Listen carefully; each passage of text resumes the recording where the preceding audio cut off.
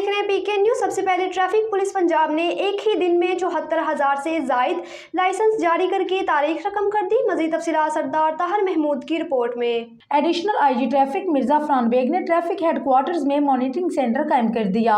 Mirza Farhan bag निगरानी खुद कर रहे हैं। तर्जुमान traffic police Punjab DPO Zahid Nawaz Marwat, DSP Tariq Jameel, incharge traffic school Mian Nasir Iqbal. गुज़िश्ता रोज ट्रैफिक पुलिस ने पंजाब भर में 74,000 से जायद ड्राइविंग लर्निंग परमिट जारी किए। लाहौर 24,000 से जायद लाइसेंस जारी करके पंजाब के तमाम अजला से बाजी ले गए। Additional IG traffic Punjab Mirza Farhan Baig की CTA Lahore captain retired Mustansar Feroz को शाबाश।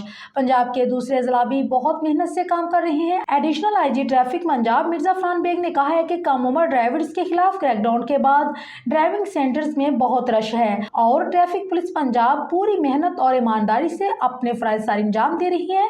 ट्रैफिक पुलिस ने रश के मद्देनजर लाइसेंस सेंटर में स्टाफ की तादाद के साथ साथ एक्स्ट्रा ड्यूटी टाइम भी बढ़ा दिया है। ट्रैफिक पुलिस पंजाब आवाम को हर मुमकिन सहूलत फराहम करेगी।